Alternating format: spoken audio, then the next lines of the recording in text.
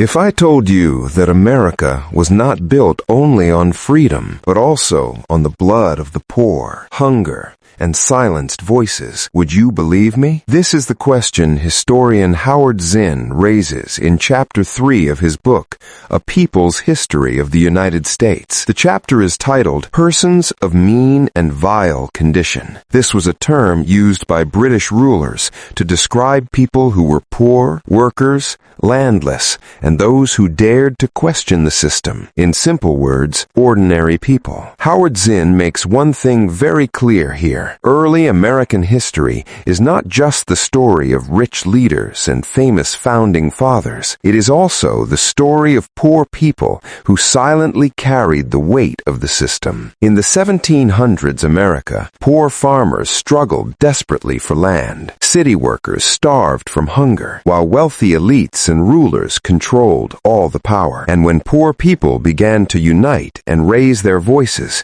they were told, "You are dangerous. You are a threat to society." Zinn explained something powerful. Rulers feared their own people more than any foreign enemy. That's why poor whites were kept separate from black people. Racism was deliberately encouraged so the poor would never unite, divide and rule, just under a different name. Howard Zinn wrote this chapter because history books always turned elites into heroes and ignored the struggles of ordinary people. Zinn wanted people to understand that history is not made only by leaders, but also by resistance. The true message of this chapter is simple. When ordinary people remain silent, the system crushes them. But when they speak together, history begins to change. Zinn indirectly asks us, even today, isn't power still concentrated in just a few hands? Even today, aren't ordinary people ignored